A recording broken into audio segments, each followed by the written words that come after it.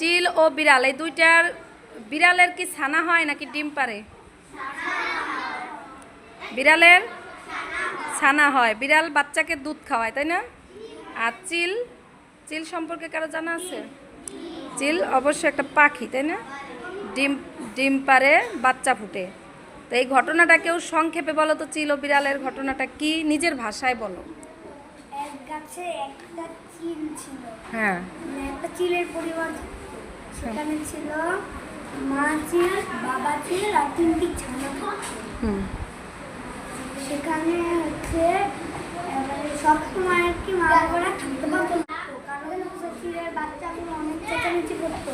হ্যাঁ, তাদের বাসায় এত চেঁচামেচি করতো যে তাদের বাসার পাশে আরেকটা কোকিলের বাসা ছিল, তারা খুব মতো গান শিখতে পারতো। ও কোকিল ছিল আবার পাশে, কোকিলের বাচ্চাগুলো হচ্ছে ভালো গান শিখতে পারতো না। ওই যে চিলের চেঁচামেচিতে, হ্যাঁ, চিলের বাচ্চাদের চেঁচামেচিতে। হ্যাঁ, তারপরে মুখে যতক্ষণ খাবার থাকতো ততক্ষণ লাগতেছিল না। আর যখনই থাকতো না তখন দুষ্ট হয়ে যেত। তারপরে এই নি গল্প, এর উদ্দেশ্য কি, গল্পটার উদ্দেশ্য কি বোঝাইতে চাইছে গল্প দিয়ে? আরো আছে। মানে এই গল্পটার উদ্দেশ্যটা কি এটা বলতে পারবা? শিক্ষণীয় বিষয়টা কি? শিক্ষণীয় বিষয় হইতেছে যে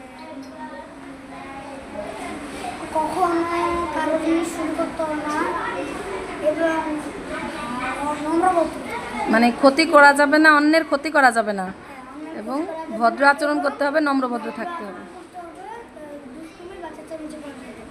গুড। সব কিছুরই একটা উদ্দেশ্য আছে, সব গল্পেরই।